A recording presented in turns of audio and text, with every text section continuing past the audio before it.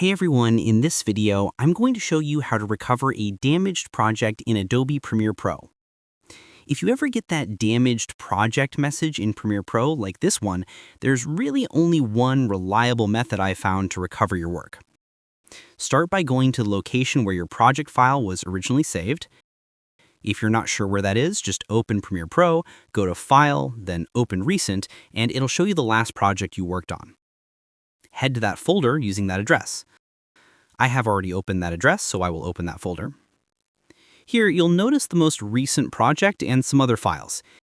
If you can't find your file, don't panic, because this is where the AutoSave folder comes in clutch. Open the Adobe Premiere Pro AutoSave folder and look for the most recent AutoSaved version of your project. For me, the latest one works perfectly, but if yours doesn't open, just try the second most recent, then the third, and keep going until you find one that loads correctly. It's not a perfect fix because you'll likely lose a few minutes of work, but this method keeps the loss as small as possible.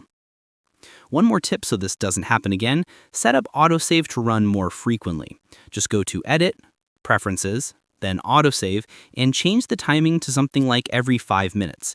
That way, even if Premiere crashes or corrupts a file, you'll always have a recent backup ready to go.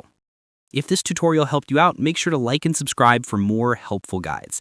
And if you found real value in it, a super thanks would be greatly appreciated. Feel free to reach out if you encounter any issues during the process.